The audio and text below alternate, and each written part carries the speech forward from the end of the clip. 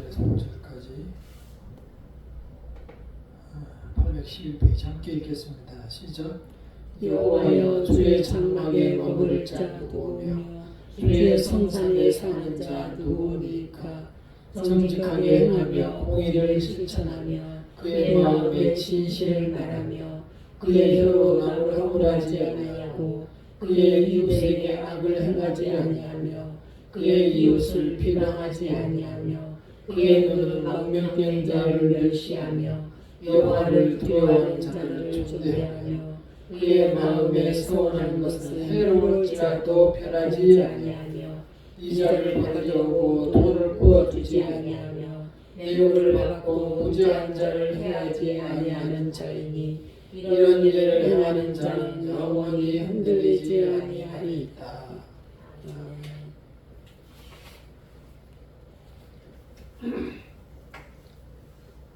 처음의 시작은 주 앞에 주님과 더불어 살아가는 사람은 누구일까? 이 말씀은 성도들은 어떠한 모습으로 살아가야 될까? 이러한 질문입니다. 그래서 오늘 제목은 가장 괜찮은 나는 어떤 모습일까? 이렇게 생각을 해봤습니다. 우리가 오늘 말씀에 나온 대로 어떤 사람이 정직하고 또 모든 사람을 공의롭게 대하고 또 진실한 사람, 그런 사람은 우리 모두가 좋아합니다.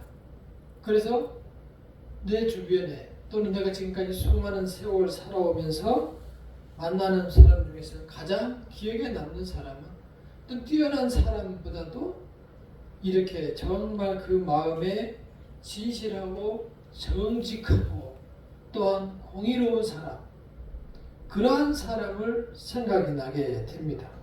그리고 다시 내가 무슨 시간이 있어서 사람을 찾는다면, 차라도 한 잔 마시자고 전화할 수 있다면 그 사람은 정직하고 공의롭고 진실한 사람, 그런 사람을 만나고 싶은 것이 본래 우리의 마음입니다. 그래서 하나님께서 오늘 소위 성도의 자격 같은 그러한 말씀을 해주고 있습니다. 자, 어떠한 사람이 우리가 하나님 앞에 정말 반듯한 참으로 괜찮은 사람이고 또 우리에게 부족한 점은 무엇인가? 한번 같이 생각해 보도록 하겠습니다. 오늘 말씀은 말씀드린 대로 정직하고 공의롭고 진실한 사람, 이러한 사람이 본래 만들어 놓은 사람이었어요. 타락하기 전에 본래 만들어 놓은 사람의 모습이었어요. 정직하고 공의롭고 진실한 사람, 이 세 가지 조건을 가지고 있으면 그러니까 이 세상에 지금 살아가면서도 충분히 잘 살아갈 수 있어요. 정직한 사람은 자기 인생을 성실하게 살아가게 돼 있어요. 왜냐? 거짓말을 하지 못하기 때문에 자기가 어디에서 나의 부족한 점을 거짓말해서 취해서 나의 것으로 채울 수 없는 거예요. 그래서 정직한 사람은 반드시 내 생활에서 성실하게 살아갈 수밖에 없고, 지금 상황이 안 좋다고 해도 성실하게 살아가면 반드시 이 세상에서 평안을 누리며 살아갈 수 있도록 되어 있는 게 요즘 이 세상의 삶이에요. 하나님의 법칙이에요. 그래서 이러한 일로 어렵다, 저러한 일로 어렵다, 물질이 어렵다라고 하는 것은 핑계일 경우가 많아요. 성실하게 주어진 일을 열심히 하면 요즘 같은 사회 속에서 먹고 사는데 지장이 없도록 하나님께서 모든 사람을 다 그렇게 만들어 놨어요. 그래서 우리는 이 정직한 사람을 사모하기도 하고 내 자신이 그러한 사람이 되도록 노력해야 돼요. 우리가 본래는 정직한 사람이었잖아요. 어렸을 때부터. 그래서 우리가 애들 앞에서는 무슨 행동을 하면은 거짓말을 못해요. 왜냐? 얘가 본 그대로 말을 해버리거든요. 그래서 얘들은 어른들의 거울이다라고 하는데 특히 우리 손주가 그랬습니다. 그래서 우리는 그 정직한 그러한 나의 모습을 사모하고 분명히 축복이 약속되어 있는 사람이기 때문에 그러한 정직한 사람을 사모해야 돼요. 우리 교인들 중에서도 나는 누가 가장 정직한 사람일까? 라고 생각을 해봅니다.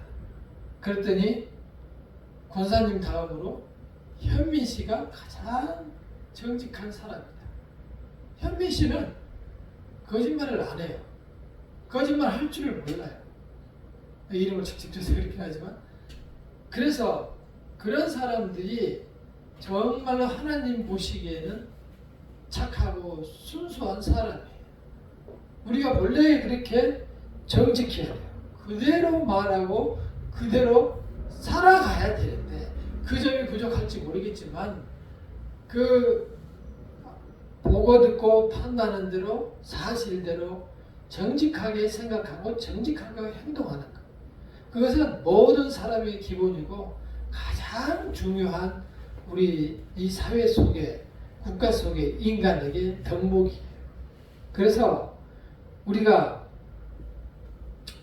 사람이 이렇게 진실되지 못하고 정직되지 못하고 거짓말을 하는 사람 보면은 가장 싫어해요. 누구나 배신하는 사람, 그 사람 말하고 행동이 다른 사람, 가장 싫어하고 이 사회에서 가장 배척하는 사람이 그러한 정직하지 못하고 진실하지 못한 사람이에요.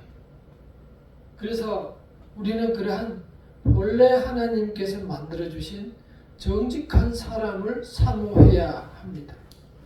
그리고 그러한 것은 내 마음에서 나오는데 그런 정직한 사람만이 또한 공의를 베풀 수가 있어요. 공의라는 것은 이제 다른 사람들에게 똑같이 차별대우 하지 말고 똑같이 대우해 달라는 거예요.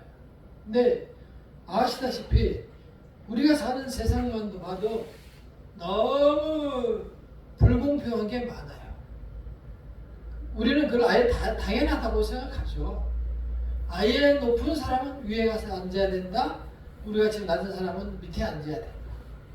아예 뭐 많이 배운 사람은 TV에 나와야 된다. 우리 같은 사람은 나오면 안 된다. 가진 사람은 아예 나랑 같은 동네에 살 수가 없다. 너희들은 네 아파트는 이쪽에 살고 우리 아파트는 여기 살아야 된다고. 우리는 다 그 마음을 그걸 가지고 있어요. 그게 근데 그 잘못된 거예요. 그래서 그러한 것을 고스란히 또 우리가 받아요. 우리가 막 배척하고 제 양반 신분이 천하다 가진 것이 없다라고 손가락했는데 어느 날 우리가 재판을 받는데 돈이 없다는 이유로 우리가 유죄를 받는, 소위 말해서 유전 무죄, 무전 유죄라고 하잖아요. 우리 사회에 그런 거 많아요. 돈이 굉장히 많거나 권력이 있으면 죄가 있어도 그냥 대충 덮어서 넘어가요. 근데 우리처럼 돈이 없고 힘 없고 빼기 없는 사람은 재판을 받게 되면 그대로 그 피해를 우리가 다 받게 됩니다. 그게 우리가 살고 있는 세상이에요. 하나님께서 그걸 정확하게 아시기 때문에 이 공의로운 세상, 하나님께서는 그래서 일체 구분하지 않아요. 예를 들어서 하나님께서 불신자 또는 무슬림이나 그런 불교나 이런 다른 종교들을 굉장히 미워하시지만 그 사람들에게도 똑같이 비를 내려줘요. 먹고 살으라고 너도. 그리고 전도를 받아서 나중에 너도 돌아오라고 하나님 똑같이 비를 내려주시고 운동하면 똑같이 잘 살 수 있도록 그러한 몸을 주셨어요. 운동, 머리도 다 똑같이 주셨어요. 안 믿는 사람도 얼굴이 잘생긴 사람도 많아요. 그래서 모든 사람에게 똑같이 하나님께서는 은혜를 베풀어 주셨어요. 그래서 그 외모로 보기에도 전혀 하나님 구분하지 않아요. 진정으로 더 중요한 것은 그 사람의 마음까지, 마음을 하나님께서는 정말 잘 공평하게 주셔요. 그래서 우리가 잘 아시는 그 송명희 시인 같은 경우는 온통 몸이 망가졌어도 그 사람 입으로 고백하기를 공평하신 하나님이 나 남이 못 본 것 보게 하셨네 이렇게 고백하잖아요. 우리가 보기에 전혀 공평하지 않아요.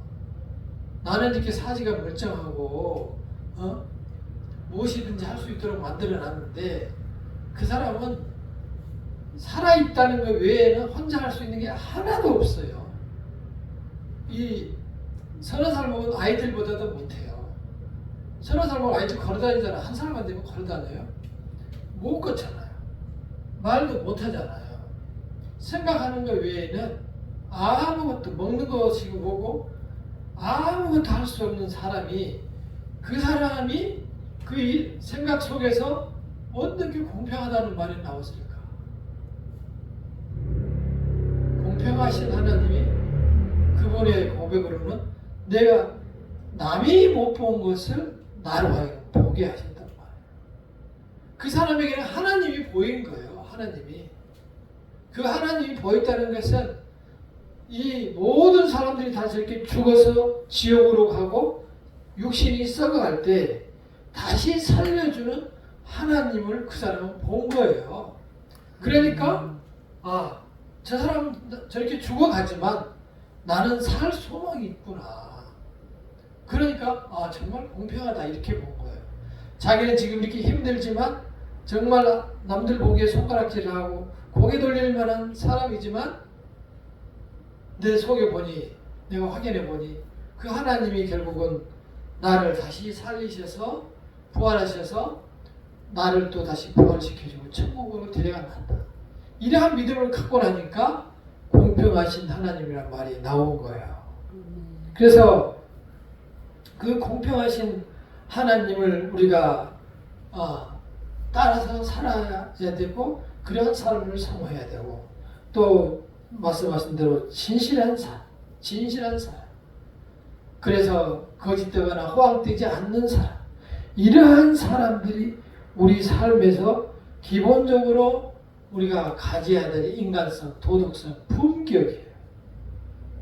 그러한 모습을 기본적으로 항상 내 자신을 그렇게 만들어 나가고 새롭게 태어날 수 있도록 우리가 돼야만 이 세상에서 평안을 누리고 행복하게 살아갈 기본이 되는 거예요. 자, 그래서 그러한 사람이 우리가 이 세상을 이기며 살아가려면 어떻게 하는 것이 우리가 살 길이냐. 함께 3절을 읽어보겠습니다. 15절 3절 15절 3절 시작. 그의 혀로 남을 허물하지 아니하고 그의 이웃에게 악을 행하지 아니하며 그의 이웃을 비방하지 아니하며. 그러니까 혀로 지금 그 밑에 4절에 보면 그의 눈은 망령된 자를 멸시하며. 이 사람의 오지 중에서 이목구비 중에서는 사람의 이 혀와 또 눈 이 두 가지를 지금 딱 가장 중요하다고 생각하고 두 가지를 찍어서 얘기하고 있어요. 그래서 남을 이 이목구비 중에서 코와 눈과 귀와 입에서 남을 피해를 줄 수 있는 것이 가장 첫째가 무엇이냐? 뭐라고요? 혀로 남을 허물하지 않아.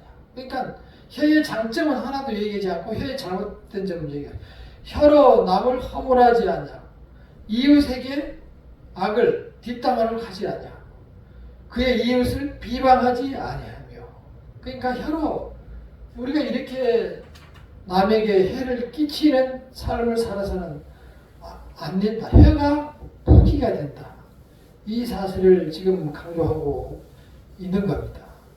자, 그래서 이 혀에 대해서는 야고보서 3장 8절에서 10절 보면은 혀는 능히 길들일 사람이 없다.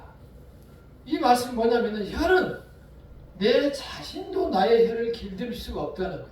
능히 길들일 사람이 없다. 혀는 능히 길들일 사람이 없다. 누구도 자기의 혀를 길들일 사람이 없다. 그리고 혀는 쉬지 않는 악이다.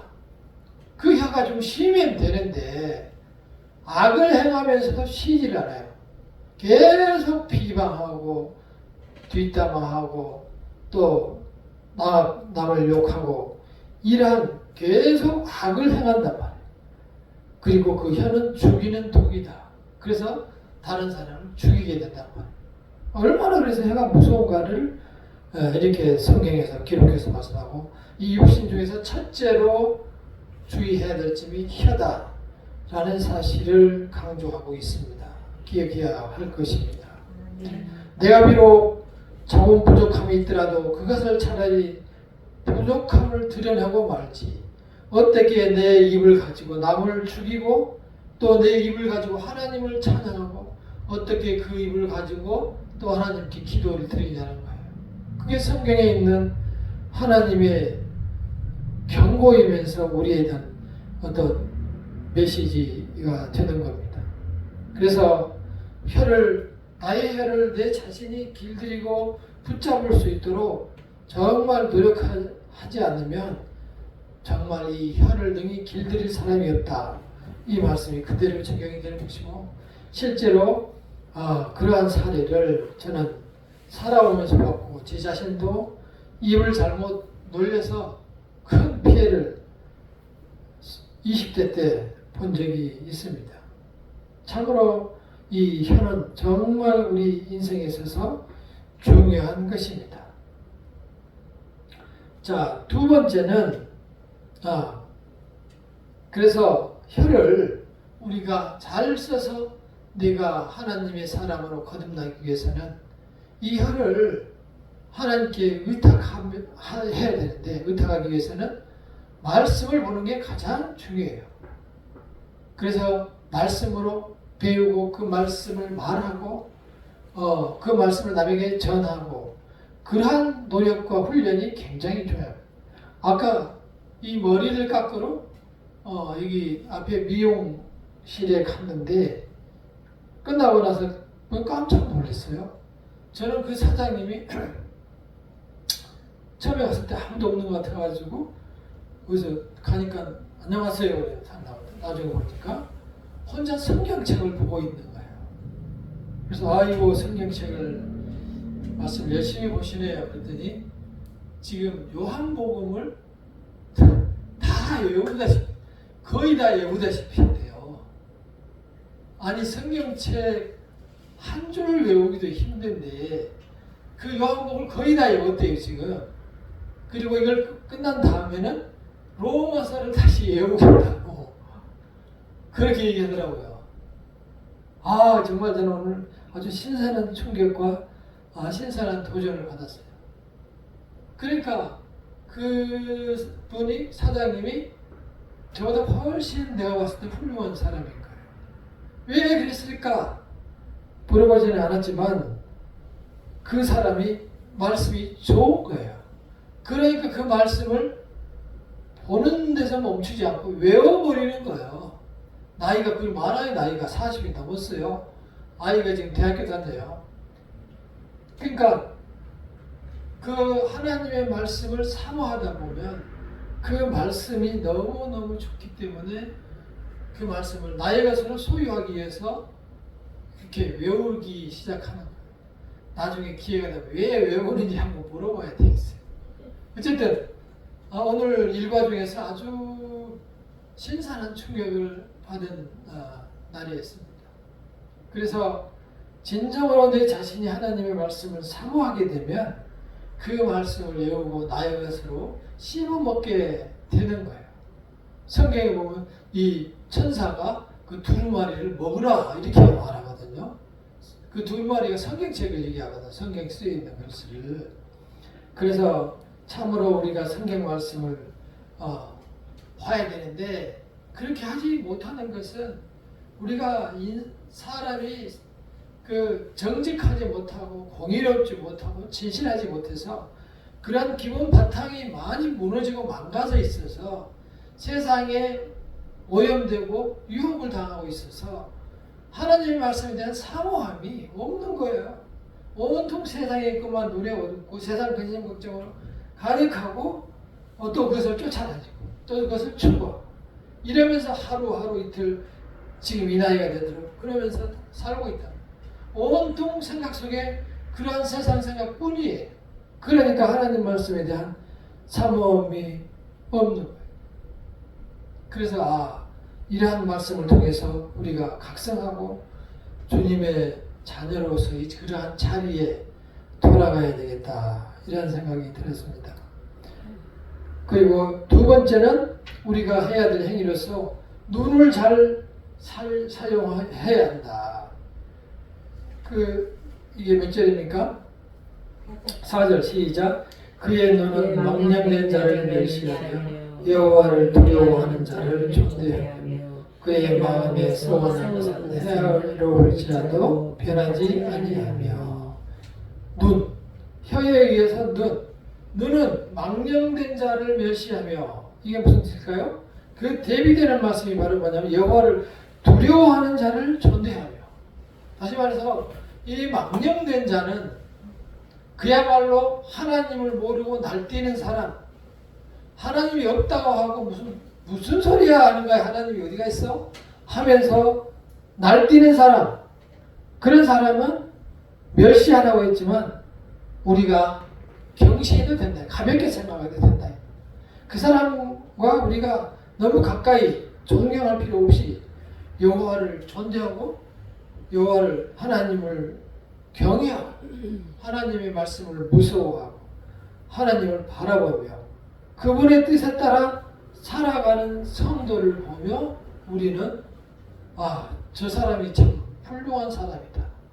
이러한 생각으로 살아가요. 제가 조금 전에 그 미용실 사장님을 얘기했듯이 저는 저보다 훨씬 훌륭한 사람이다. 저도 아무것도 아닙니다만 그러한 정말 저 사람이 얼마나 하나님을 사모했으면 저 나이에 저 요한복음을 다 외우고 로마서까지 외울 생각을 했을까. 그런 생각을 하게 됐습니다. 그런 사람과는 정말 우리가 대화를 나누고 또 인간적으로 사귈 때도 그런 사람하고 사귀고 싶지. 나랑 아무리 가깝더라도 다른 사업으로 가깝더라도 하나님이 어디가 있어? 이런 사람하고 사귀기 쉽겠어요? 뭐하러 교회 다녀? 이런 사람하고 사귀기 쉽겠냐고.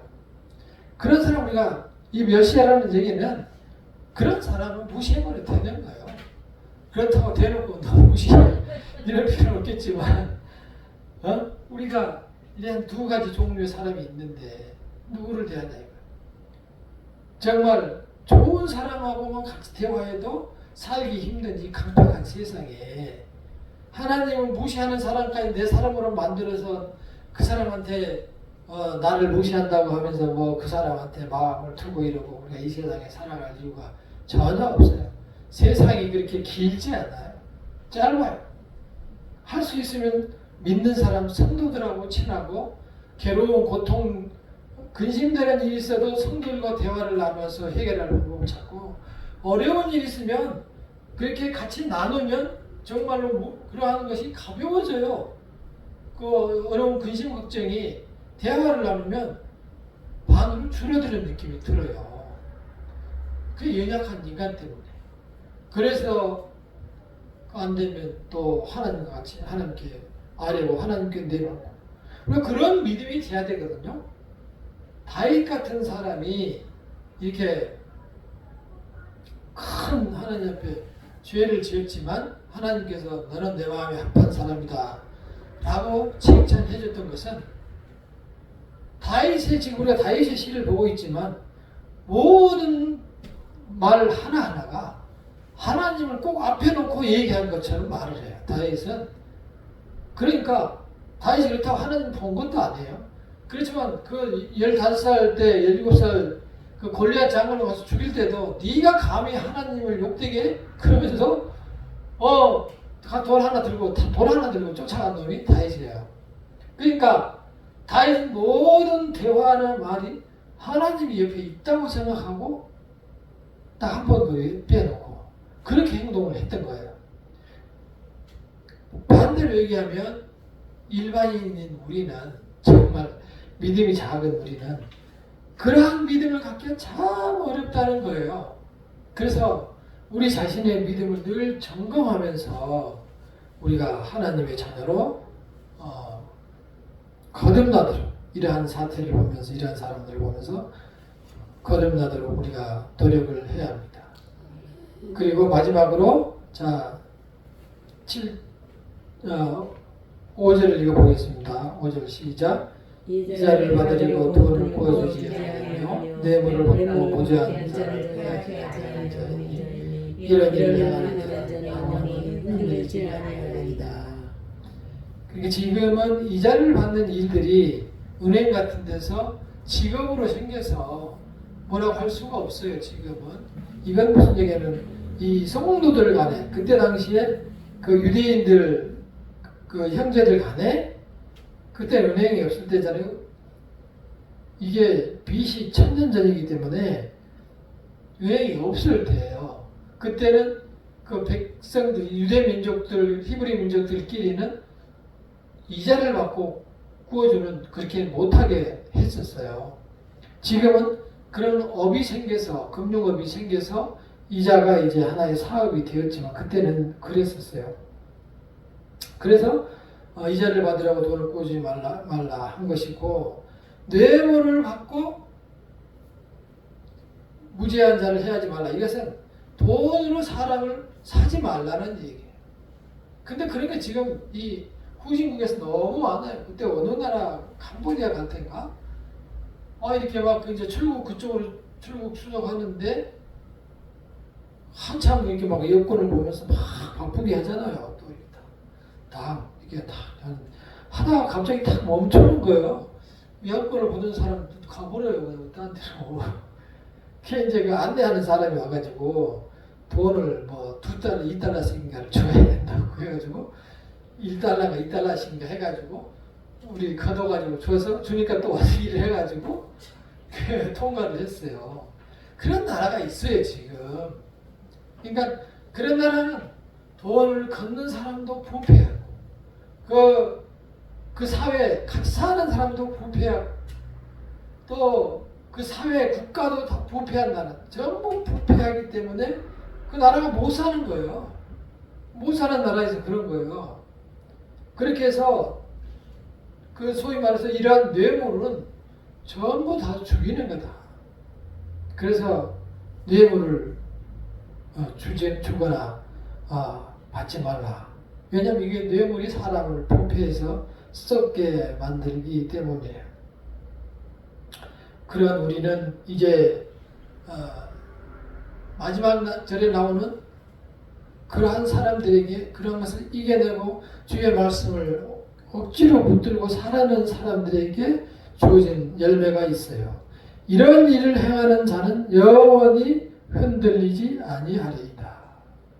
이렇게 해서 내 마음을 정직하게 살아내고 내가 공의롭게 행하고 또 진실되게 살고 내 입으로 남을 이웃을 비방하고 해하고 또 참소하지 않고 악을 행하지 아니하고 내 눈으로 이렇게 하나님이 없는 믿지 않는 사람들을 더 존경하고 하나님 믿는 사람들을 무시하는 반대되는 삶을 살아가고 하나님과의 약속을 쉽게 생각하고 약속했다가 다 서운한 것도 다 버리고 또한 돈으로 사람을 뇌물을 사고 이렇게 하지 않고 정직하고 의롭고 공의를 행하고 진실하게 살아가면은 하나님께서 그러한 사람에게는 영원히 시간적으로 영원이라는 것은 무슨 왜 영원이라는 말을 썼겠어요? 영원이라는 말을 쓴 것은 그 사람은 죽지 않고 영원히 살 거기 때문에 그 영원히 사는 시간에는 계속 함께 살아서 같이 갈 수 있도록 천국으로 보내주겠다는 뜻이에요. 그래서 영원이라는 표현을 쓴 거예요. 영원히 흔들리지 않는, 영원히 하나님을 떠나지 않고 죄의 유혹에 빠지지 않고 승리하는 삶을 살아갈 수 있다는 거예요. 그래서 오늘 주신 말씀대로 내가 정직하게 그리고 공의롭게 그 다음에 진실되게 내 입술을 조심하며 또한 나의 눈으로 선과 악을 분별할 줄 알고 그런 사람을 내가 조심하며 살아가는 그러한 삶을 살아갈 때 우리의 영혼이 흔들리지 아니하고 보호된 사람으로 평안을 누리며 살아갈 수 있다. 그 약속을 믿으시고 축복된 삶을 살아가시기를 간절히 축원합니다. 아멘.